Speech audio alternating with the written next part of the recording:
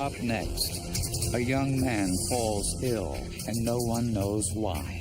Maybe he had been exposed to something through his work. Despite the best of medical intensive care, he dies. Is it accidental?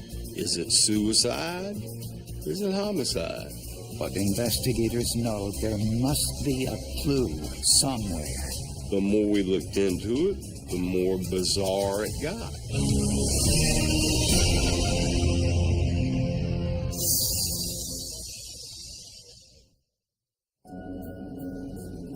The Research Triangle in Raleigh-Durham, North Carolina, home to many high-tech research and development companies. 30-year-old Eric Miller worked there looking for a cure for pediatric AIDS. His wife Ann was also a scientist working for a large pharmaceutical company. Eric and Ann Miller were living the American dream. They had good jobs, they had a beautiful baby, they lived in a nice house, they attended church. Despite a satisfying professional life, Eric developed health problems that some suspected might have been related to his job. He exhibited a lot of flu-like symptoms, vomiting, fevers, headaches, and people generally thought that he had a virus or that he had a bacterial infection that they just couldn't isolate. One night, while bowling with his friends, his symptoms were so severe he had to be hospitalized. Ann Miller said he was pale and white and he was holding a trash can and said he had eaten a hot dog at the bowling alley and felt like he had gotten food poisoning. Eric was put into intensive care, but when his condition improved, he was released. Several days later, he was hospitalized again. This time, doctors found a huge amount of arsenic in his system, well over the lethal level. The urine test from the second hospital was really high. It was sky high. It's tasteless, it's odorless, it's water soluble, can easily be mixed in with food or drink. Arsenic is a poison used in pesticides, herbicides, and insecticides. They asked him if he knew of anybody that would have any reason to harm him or hurt him in any way, and he indicated that he did not. Within hours, Eric Miller was dead. It's a very, very painful way to die. Arsenic basically eats away at your body from the inside out. It causes you to have violent nausea, convulsions. Your system starts shutting down organ by organ. But where did the arsenic come from? A check of Eric's workplace showed he had no exposure to arsenic there. We went to the lab and we looked at every chemical in the lab and checked for arsenic. We did not find anything that was arsenic or arsenic derivative. They also checked Eric's home. We seized every bottle of water, every carton of milk, everything that was there.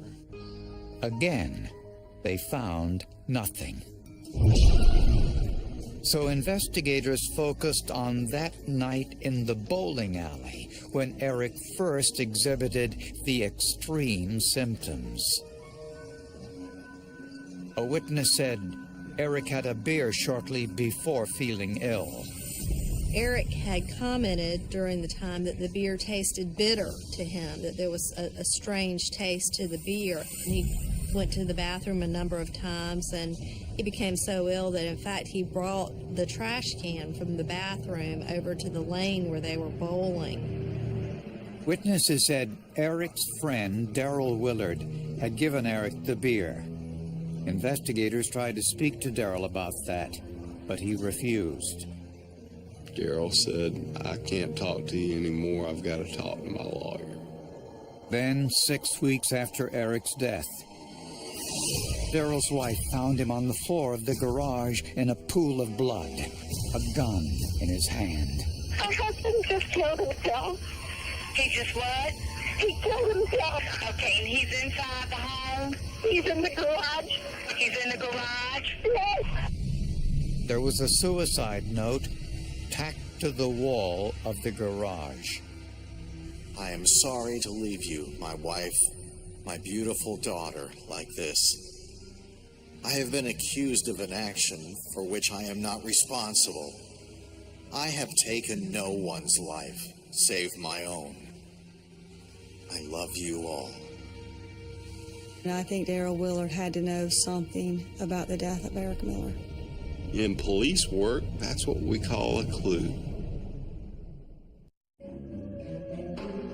Police in Raleigh-Durham, North Carolina, had 2 suspicious deaths. Eric Miller's death was caused by a massive dose of arsenic.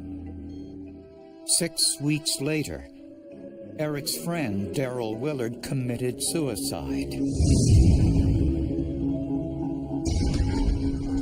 The 2 had been together at the bowling alley on the night Eric Miller fell ill. Daryl, completely out of character for him, according to everybody we talked to, buys a pitcher of beer while they're waiting for Elaine to free up. When Eric took his first swallow of beer, it doesn't taste quite right. And shortly before Daryl Willard committed suicide, he had confessed to his wife that he had been having an affair with Ann Miller, Eric's wife. We don't know whether or not he told his wife anything else about his potential involvement with arsenic or Eric Miller at the bowling alley. Investigators searched Willard's work computer and phone records. They also searched Ann Miller's. They found ample evidence of the affair. From the middle of October until Eric's death, she's got like 500 cell phone calls to Daryl Willard's desk, to his house, or to his cell phone. She's called him over 500 times. Ann also sent Daryl emails. I want to make you feel so many things. I want to show you new things. I want to touch places in you that you didn't know existed. You better leave the women alone. You have me. Ann Miller and Daryl Willard both worked together at the same pharmaceutical company. Investigators learned they spent a weekend together at the Ritz-Carlton Hotel in Chicago shortly before Eric's death. They registered as Mr. and Mrs. Daryl Willard. But hotel employees later confirmed that the woman was Ann Miller. Ann and Daryl ordered a lot of room service. Just 3 days later, when Eric Miller was in the hospital, investigators learned that his wife Ann contacted another man with whom she was having an affair, a fellow scientist living in California. Ann says, "My husband is gravely ill, but if I could buy you a beach house and spend the night with you, I would do it in a heartbeat." She also said in that email communication that he could call the house and they could speak by phone because her in-laws wouldn't know any better and they wouldn't suspect anything.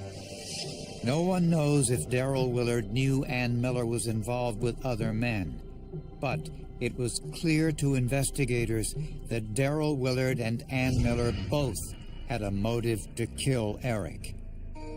At the pharmaceutical company where both Ann Miller and Daryl Willard were employed, police found arsenic. They were using cacodyllic acid to clean their glassware. And at first glance, you might not know what cacodyllic acid, but it actually is arsenic. This was the same type of arsenic found in Eric Miller's body, which meant The poison that killed him probably came from the lab where his wife and her lover worked. There were some controls with regard to arsenic and access to arsenic in the lab. Those controls were not particularly tight. But a search of both the Willard and Miller homes turned up nothing. We had it all tested for arsenic, and it all came up negative. Although police considered Ann Miller a suspect, Eric's parents did not. Eric's parents were very adamant that Ann was not involved. They had accepted Ann into their family. She was their daughter-in-law, and they had a good relationship with Ann. But strangely, against the wishes of Eric's family, Ann insisted that Eric's body be cremated. Everyone that follows any type of forensic investigation knows that the easiest way to get rid of evidence is by cremating somebody. Eventually, Ann Miller quit her job, sold her home, and moved 3 hours away to Wilmington, North Carolina, where she refused to cooperate further with investigators.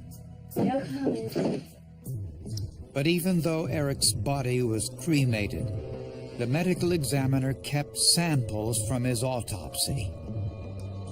Investigators hoped something in these samples would prove a homicide. In the search for Eric Miller's killer, medical detectives hoped to find some clues in tissues saved from his autopsy. Scientists knew Eric's death was caused by arsenic poisoning, but they needed to find out when and by whom. Arsenic stays in your hair. Obviously, your hair grows, and so the poisonings that occurred earlier are going to be on the end of your hair, and the poisonings that are more recent are going to be towards the scalp. Eric Miller's hair was kept in storage after his autopsy. From the length of Eric's hair, investigators would have a record of the last 6 months of his life. In a process called neutron activation, the hair samples were cut into 5mm sections. Each section represented about 2 weeks in Eric Miller's life. You can't take hair and say this person was poisoned on January 12th, but you can take hair and say this person was poisoned during this 2-week period. Each clipping was put into its own vial, placed in a nuclear reactor, and bombarded with radiation. The resulting graph showed Eric ingested a huge dose of arsenic in the 2 weeks before his death. In that 2-week period, Eric complained of severe symptoms on 3 separate occasions. Once was at the bowling alley when Eric was with Darrell Willard. It's my opinion, very strong opinion, that Darrell Willard had actually given Eric a lethal dose of arsenic in that cup of beer that he served to him. Interestingly, witnesses said Darrell knocked over Eric's beer before he could finish it. I think that beer got spilled because Darrell Willard did not want Eric Miller to die. I think Darrell Willard was a good man, and I think that he got caught up in Ann Miller's web, if you will, and he realized what was happening and did not want to go through with that. Ann told investigators she was at home with her daughter on the night Eric went bowling. But a check of Ann's cell phone record showed something very different. At about 7:20, Ann Miller's cell phone was used in close proximity to the bowling alley based on where the tower was hit. In fact, Cell phone records showed Ann actually made a call to her home to check her voicemail. The call bounced off a cell phone tower near the bowling alley. So it put a little bit of a hole in Ann Miller being at home. A couple of days later, Eric had dinner with his wife alone at home. And again, he got sick. Ann prepares a meal and serves it to Eric. And that night, about 2-3 hours later, Eric has a recurrence of the same symptoms that he had the night of the bowling alley. Again, Eric was rushed to the hospital, but this time he was dead within 16 hours. We had put it enough together to say, in all reasonable probability, Ann Miller and Daryl Willard conspired to kill Eric. But the other shocking piece of information that came from the analysis of Eric's hair was that the poisonings had been going on for months. The testing showed that Eric Miller had been poisoned multiple times, and they were able to isolate, I believe, 3 times for certain, but multiple times over the 6-month period previous to his death. But if she wanted him dead, why take so long to do it? There were a lot of theories about this. One was that she was torturing him. The most obvious one that I think investigators kind of settled on was that she wanted to create a pattern of him appearing to be sick. So when he finally did die, nobody would suspect poisoning. But investigators had a problem. They knew what caused Eric's death, and they knew when he was poisoned. But proving who was responsible would be another matter.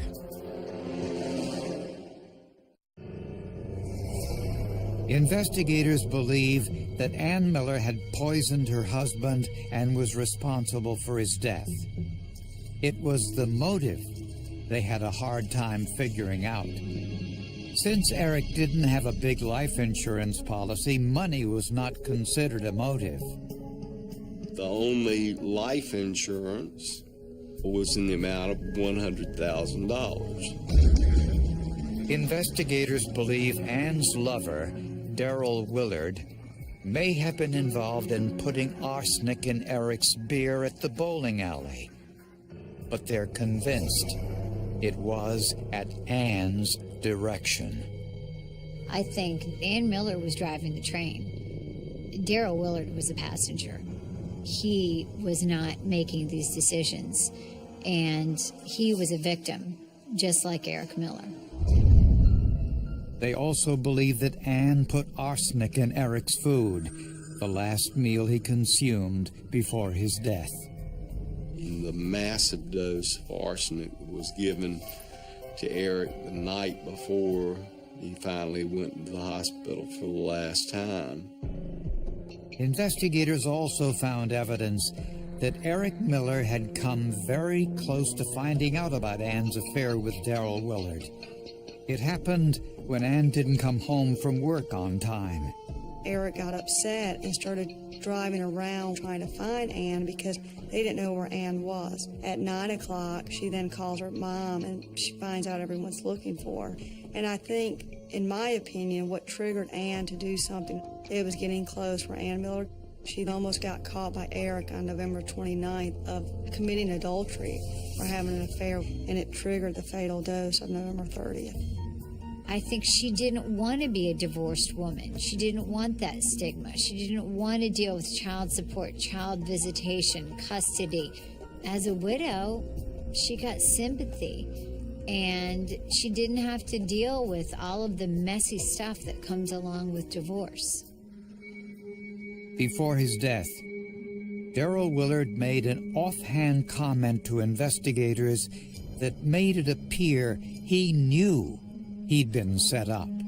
I said, Daryl, I think you're being used. I think a woman's using you. think, it'd be in your best interest to cooperate with us. And the only thing he said was, yeah, and she's doing a mighty good job of it. The very next day, Willard committed suicide. I mean, you had the scientific evidence, and that was hard and fast, but you needed a witness. You needed somebody to say, Ann Miller did this. Daryl Willard, he was the only witness that could testify against Ann Miller and could give them the information that they needed to arrest her. So prosecutors asked the North Carolina Supreme Court to force Daryl Willard's lawyer to reveal what Daryl told him about Ann Miller's involvement. Client confidentiality is one of the most important parts of our system. The judge studied the case and ruled that a small portion of what Daryl Willard told his lawyer was admissible in court. In other words, the attorney can talk about what his client told him if it involves a third party who might have committed an egregious crime like murder. Daryl Willard told his lawyer about a conversation he had with Ann Miller in a parking lot just after Eric's death. The attorney stated that his client, Daryl Willard, told him that Ann Miller went to the hospital on that first hospital stay, took a syringe, and injected something into Eric Miller's IV, which presumably was arsenic. He then stated that he asked Mrs. Miller why she had done this, and she replied, "I don't know." Killers all share one common bond, and that is they are arrogant. They are in denial that they're doing anything wrong. This person's in their way, they're messing up their life, and they want him out of the way. And that's it. It's very simple. With a search warrant, investigators found a love note Ann had written to Eric around the time the poisoning started. Some believe this was the beginning of the cover-up. Others think it's a look into Ann's soul. There once was a girl who knew little of sharing, little of caring. She knew how to love, but not unconditionally. She knew little of giving and nothing of sacrifice. She lived in her own world, and then you entered my world and changed everything I knew. There is nothing I wouldn't do for you. Ann Miller's a psychopath. She suffers from the malignant narcissism that, to her, the whole world revolves around what she wants, what she needs. Rather than risk a jury trial, Ann Miller agreed to plead guilty to second-degree murder and received a minimum sentence of 25 years in prison. It's one of those cases where you are left with as many questions as answers, and so that can be very difficult, not only for the prosecutor but certainly for the family members, as you don't get the why. Even though Ann Miller tried to eliminate the evidence through cremation, it only took a single strand of Eric's hair to chart months of deception and the final act of murder. And to think that a record of this poisoning was just kept in one single strand of hair is pretty unbelievable, pretty amazing. People can think they can get away with murder, but the technology is going to bite people. This is my first homicidal arsenic poisoning, and I hope it's my last. It's just, you have to look for truth and justice. You never give up the fight.